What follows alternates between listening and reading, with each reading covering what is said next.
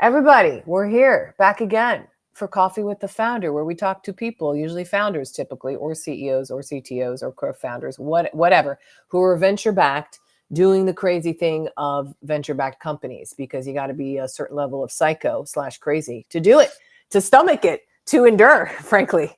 And then what's shocking on this podcast, as we've known so far, is that people do it again and again. It's called founderitis, is what I've detailed it as, because you can't help yourself. Takes one to know one. So I totally get it. Ofek, thank you for being here today. You are the co-founder and CEO at Forage, which is helping payments be powered for people, but specifically EBT, people that need to be on food stamps, but really evaporate their deserts, their food deserts.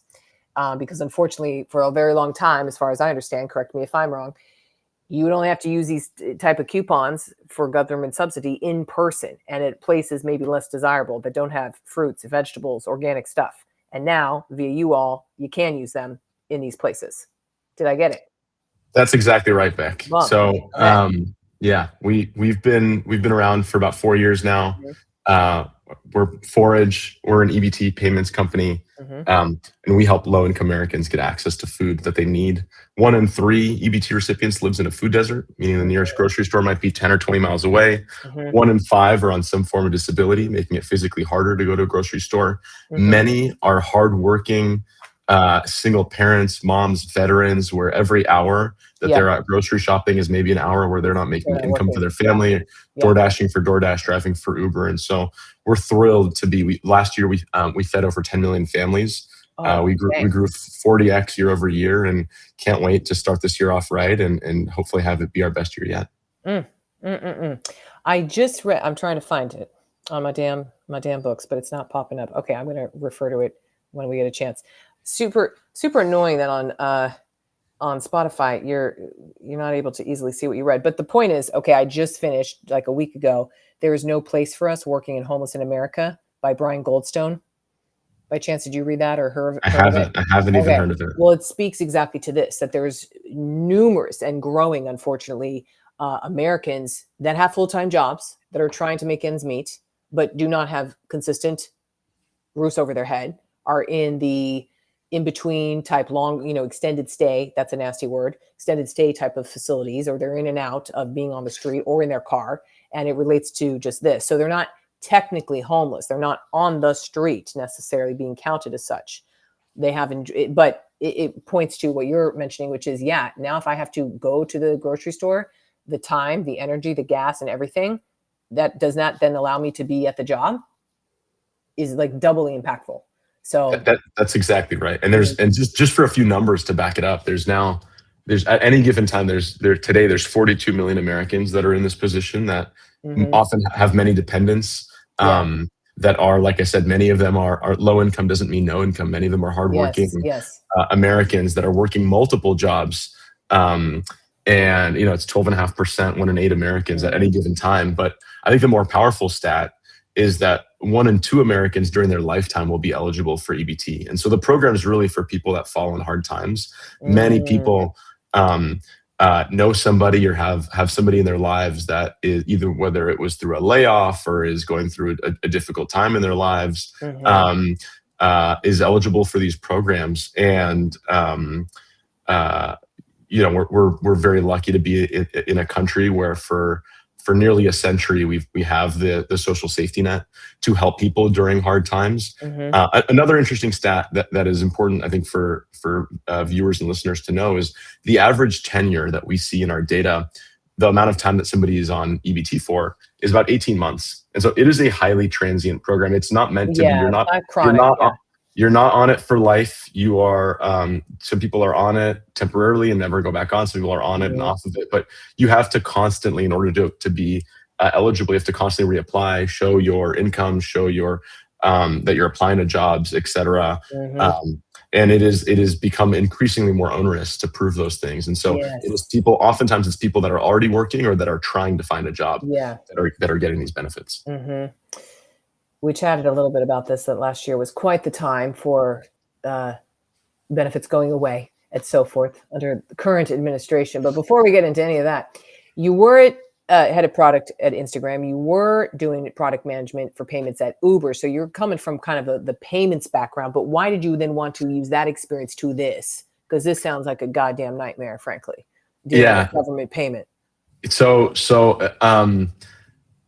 The short answer is that this was an obsession and something I couldn't stop thinking about. Oh. But you're right. For the last decade, I've worked at some of the country's largest and the world's largest internet marketplaces. I worked at Uber in the early years, growing out their payments team. I was the head of payments at Instacart, and it was there that I just saw how after working with all the best payments companies in the world, the Stripes, the Adyen's, the Braintrees, PayPal's, etc., seeing how nobody was building great payments product for poor people. And I had reached out to the best payments companies in the world, asking that they build a product for EBT SNAP. I had, during the pandemic, as everybody was impacted by these stay-at-home orders, was delivering groceries, and low-income Americans were struggling to be able to use their food benefits to get food. We were at Instacart. We were one of the first platforms to accept EBT online, and it was night and day. The reliability, the checkout conversion, the support, the latency, every sort of measurable indicator possible showed that nobody was building great products for low-income Americans. And I had tried and failed to convince the best payments companies in the world to go build a product here. And so I decided, if no one's going to do this, I'm going to do it. I'm going to do it myself. And it has been by far the most meaningful and difficult and complicated thing I've ever worked on. But it is my life's work, and something that I'm just really, really inspired by, being able to use my background and my knowledge in this space to be able to help people every single day, and honestly have a team around me that cares deeply about this mission, that wakes up every day inspired about the opportunity to build a world where no American goes hungry. We live in the most prosperous civilization in the history of humanity, and nobody should go hungry in America. And so we're really, really proud to build technology to make that a reality. So let me ask, when you were teeing this up to other payment companies, why was it no? And is it because, as my bet would be, well, why would we go after that demographic? I think it was a combination of things. I think and this is a question I got when we first went out to fundraise. It was the number one question I got is, well, hold on, why isn't Stripe doing this? Or why isn't Adyen doing this? And I think fundamentally I've realized it comes down to two things, which is one, there is a ton of compliance involved with getting a USDA approval, ensuring that you meet all of the regulatory requirements to be able to accept EBT food stamps. For sure. And I think ultimately, these businesses decided that it was going to be a regulatory nightmare and a real potentially jeopardizing their business. And so I think that is a perfectly rational and understandable perspective. And I think, and listen, we spent multiple years building out the payments infrastructure and the regulatory approvals before even our first EBT transaction to date. We're one of only 3 businesses that can accept EBT in store and online, and the only private company in the world to be able to accept these payments.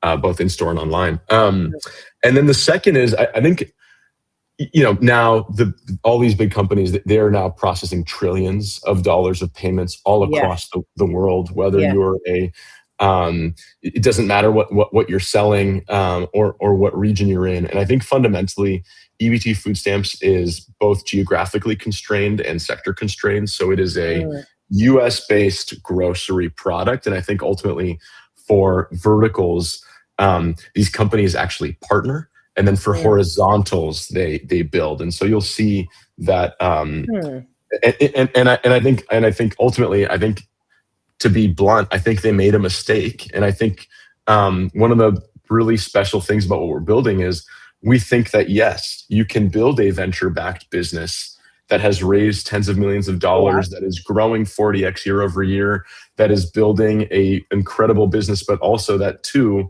is doing an outsized positive societal good. And I think that those two things are not contradictory. I think that there's a very small but important Venn diagram here where private companies can solve some of the most pressing challenges of our time. And I'm really, really inspired and blown away by our team's ability. And I think in order to hire the best people, to pay them competitive salaries, to focus on society's greatest challenges. I do think you need to use the private markets and raise venture Yeah. dollars Yeah. to go after really, really big, important challenges. Mm.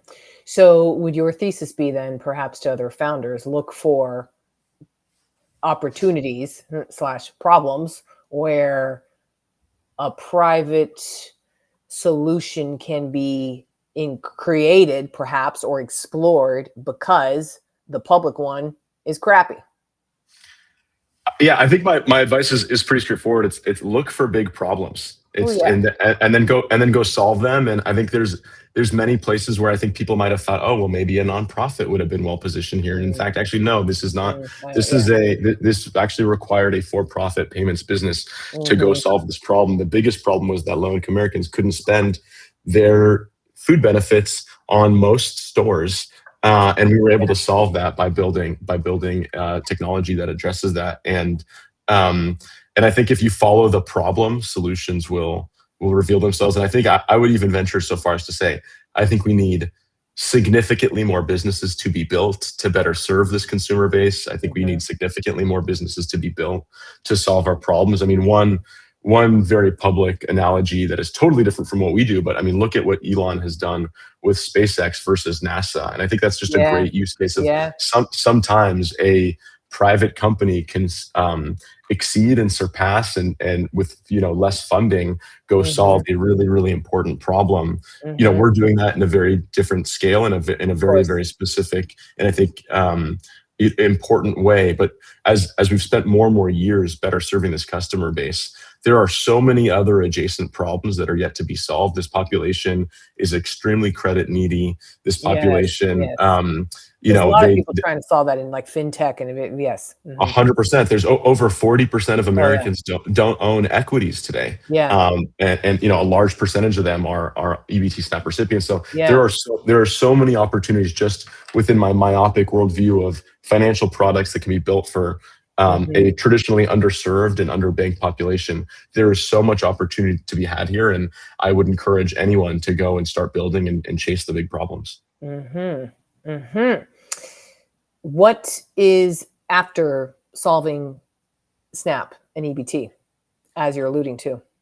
Yeah, I think for us, it's a good question. I think we have so much more work to do on EBT. We are still Mhm. less than 1% built, and that I could Oh wow. easily see us spend the next decade Mhm. working on this problem. I think um, I think today we're solving that problem in a very specific way, which is we build Mhm. payments infrastructure. We're a B2B business. We help merchants, businesses, and platforms like DoorDash, Uber, Mhm. Dollar General, Mhm. Shopify, et Right. cetera, Yeah. accept Thrive Market, accept Yep. EBT food stamp payments. And I think that in the coming years ahead, we will be a lot more ambitious and impactful in our ability to directly help low income Americans. Mhm. I think one of the most pressing challenges of our nation is the grocery affordability crisis. Mhm. Food is incredibly expensive.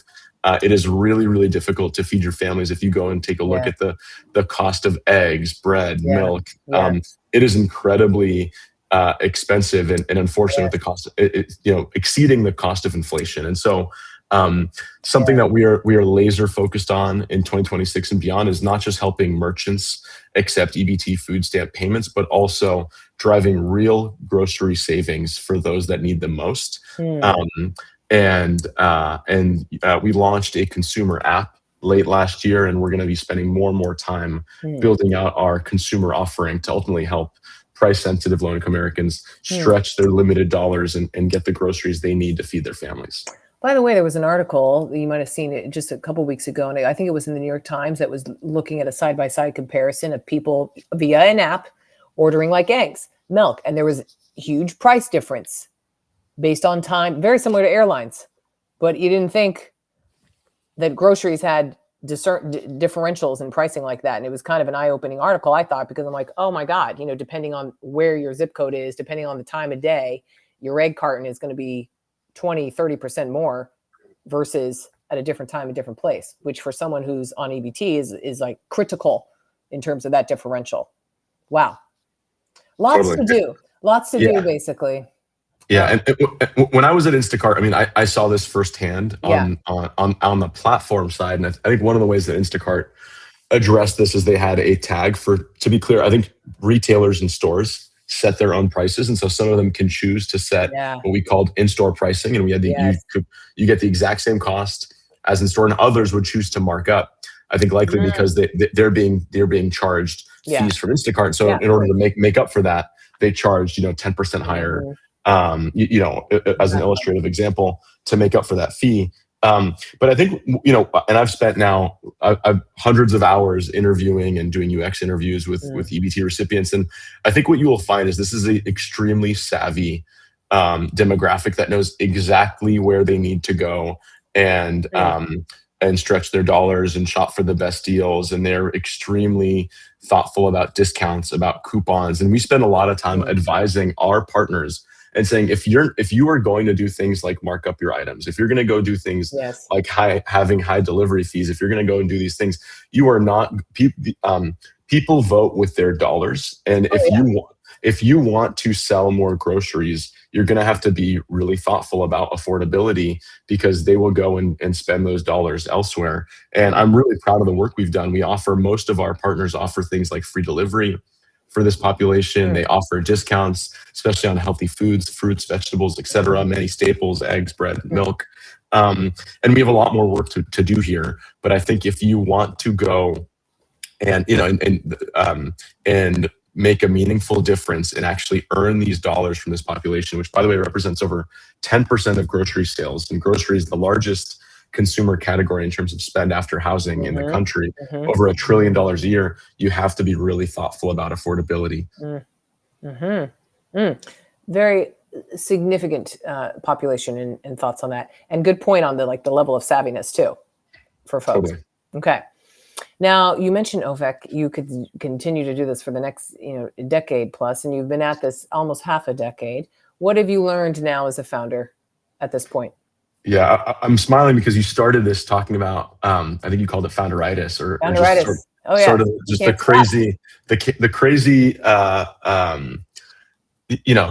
the levels of delusion I think Oh required yeah. to go and Well, you have to have do fun. this and think that you can go and change the world Yes. Yes. Of and course. overcome, I think, just a ton of adversity, and building a startup, it is by far the hardest thing I've ever done, and the chances for success are not guaranteed. Nope. And we have so much more work to do. Hmm. um, I think as we think about the future, I mean, we like to say we're just getting started.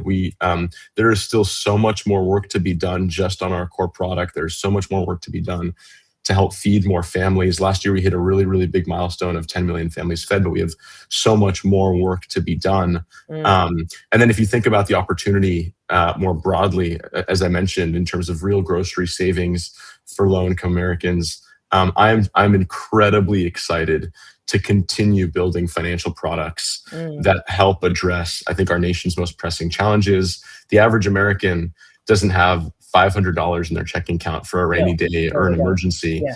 And I think we have, and people are spending a lot of that money on food, and so I think we have a really, really, really important opportunity here to better serve our customer base. And I could not be more excited and inspired going into 2026.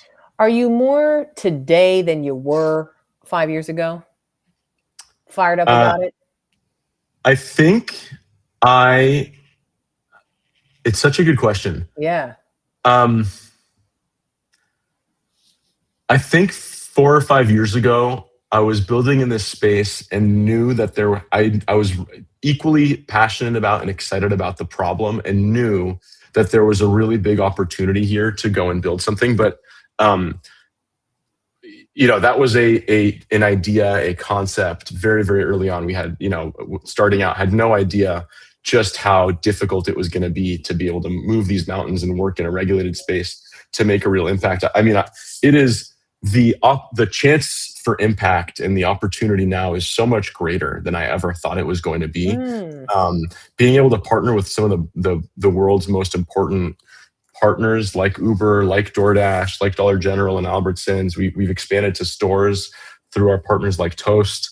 And so I think I am just as fired up as I ever was. I just think that the opportunity for impact is so much greater today than I could have ever imagined 4 or Isn't that 5 years cool? ago. And we're, after a long time trying to, move uphill, we're starting to have some real momentum behind us, and have an amazing team here to I help think realize that reality. I haven't delineated the phases necessarily, Ofek, and you could say like, well, it's product market fit or whatever. I'm like, okay, fine, but like the psychological moments and divisions of this, where it's like when you're doing it and you're just you're hoping in the wind this thing works, and then you actually have some traction. You're like, oh, it is working. Oh my god. And then you're doing scale, and now you're focused on exit or whatever it is, like just those different things. That's for a different time, but very happy to hear that you were like, oh wow, it's even bigger, it's even grander than I thought. 100%. Oh, that must be fun. Also, we talked a little bit about this, and we can kind of wrap it up with this on this. What a time to be in San Francisco. My God, it's back. It's flying. If you always, and you've seen the differences. Big time. I mean, I think I was just telling you before the call, we were very lucky to have signed a lease in San Francisco in the spring of last year in 25. I think in March or April we signed a lease. We moved in May, and we're paying 70% less than the previous tenant paid here. So the previous tenant here was you don't have to name names. Yeah. So the previous tenant. Yeah, the previous tenant here. The part I wanted to say is they gave up their lease, and then this place sat empty for 4 years. And so there was nobody. I think it got as high as 2020 to 2020, 2025. This thing was sitting empty for 5 years, and I think we were talking to our real estate broker. Something like 1 in 3 commercial leases in San Francisco were vacant. And today, thanks to, I think, the combination of a booming startup market with AI, and I think even more importantly, I think the fantastic job that Mayor Lurie is doing. I think, if I'm not mistaken, I think has the highest approval rating of any city in America, and is just saw a piece on just him. He's doing a great job. He's doing an unbelievable job, and we see it each and every single day. I mean, the city is on the rise, and is cleaner, is safer. And I hats off to Mayor Lurie. He's done a great job here. And I wish I signed a longer lease, because we're going to pay a lot more. I know. Everything comes in waves, of course. But yes, I do believe it was, I'll have to fact check myself, but the New York Times, because one of the New York Times' favorite thing is shit talking San Francisco. This is just one of their things, because it's very New York. I read it every day. I'm a subscriber. I'm a New Yorker. I understand. But I loved seeing the piece where they're like, well, it's getting better. Yeah, I mean, it was like I mean, everything in journalism is sensationalized, and I feel like for a while it was San Francisco. San Francisco is in a doom loop. San Francisco its best days are behind it. But to be frank, yes. But one thing that's incredible about the city is it endures tremendous swings, as it has for literal decades, and that's part of the fun, if you ask me. And people thought it was apocalyptic. And I had friends, people would reach out to me and say things like, "Oh my God, are you still living in San Francisco? Is it crazy? Is it unsafe?" And obviously now we're going to read about that to some extent about New York for the next few years. I think it's all a little bit overblown, but the city is incredibly resilient. I think today there's no better place in the world to be building a business than San Francisco. End it there. Ofek, thank you for being on today, building the digital EBT snap of the world, basically, at least in the US to begin with. I'll see you in San Francisco. Thanks for being on today. Thanks for having me. Appreciate it. You got it.